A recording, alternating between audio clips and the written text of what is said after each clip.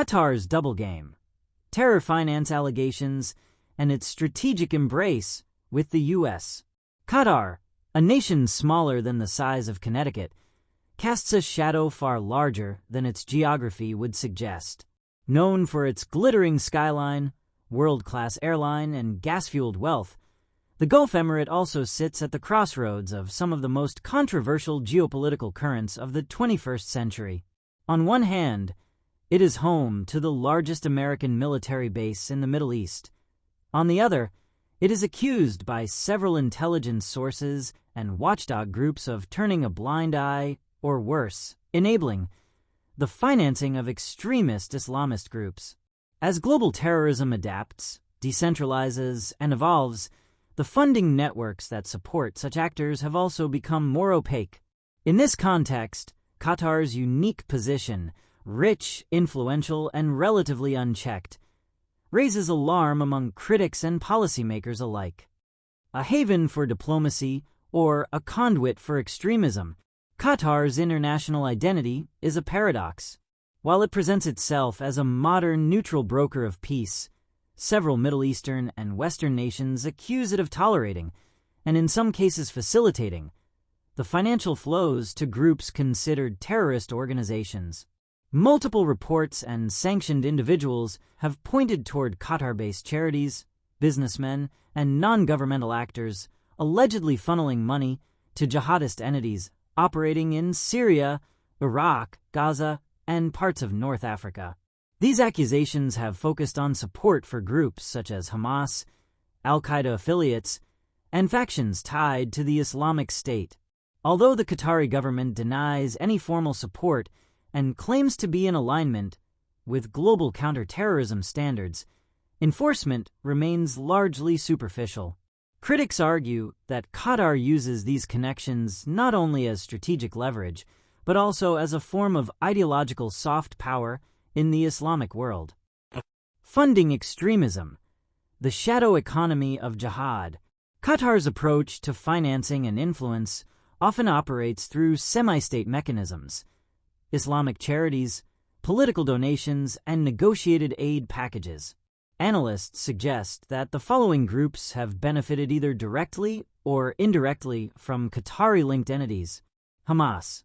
Despite being labeled a terrorist organization by the US and the EU, Qatar has funneled hundreds of millions of dollars into the Gaza Strip under the banner of humanitarian aid. Detractors claim this support helps Hamas maintain control, with portions of the funds diverted toward military buildup. Al-Qaeda affiliates in Syria, e.g. Jabhat al-Nusra, during the Syrian civil war. Private donors in Qatar were reported to have raised substantial sums for militant groups under the guise of funding Islamic resistance, ISIS, and other extremist factions. While there is no proven state-sponsored Qatari support for ISIS, a U.S. federal lawsuit in 2020 implicated Qatari banks and charities in indirectly facilitating money laundering channels used by ISIS operatives. Investigative bodies have described Qatar as a permissive jurisdiction where fundraising for jihadist causes was not only possible, but at times applauded in elite circles during the peak of regional conflicts. A strategic U.S. partner, by necessity. Despite the troubling allegations, Qatar remains a linchpin in U.S. military and strategic calculations in the Gulf. The Al Udeid Air Base, located southwest of Doha, serves as the forward headquarters for U.S. Central Command. It is integral to surveillance, drone operations, and combat missions stretching from Afghanistan to the Horn of Africa. American officials often walk a diplomatic tightrope, balancing pressure on Qatar over terrorism concerns while preserving military cooperation. Several U.S. administrations have voiced private frustration over Doha's alleged duplicity, but few have taken concrete action due to the immense geopolitical value Qatar offers in the Gulf region. Moreover, the Qatari government has capitalized on its utility. It has hosted peace talks with the Taliban, facilitated hostage negotiations, and positioned itself as a go-between for Western and Islamist forces. Critics argue this neutrality is, in fact, a calculated hedging strategy, keeping all doors open while shielding itself from accountability. Regional friction and diplomatic fallout. Qatar's actions have not gone unnoticed by its neighbors.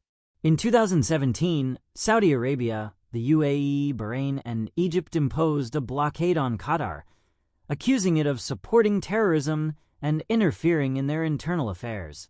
The blockade, which lasted 3 years, underscored the extent to which regional powers distrusted Doha's activities.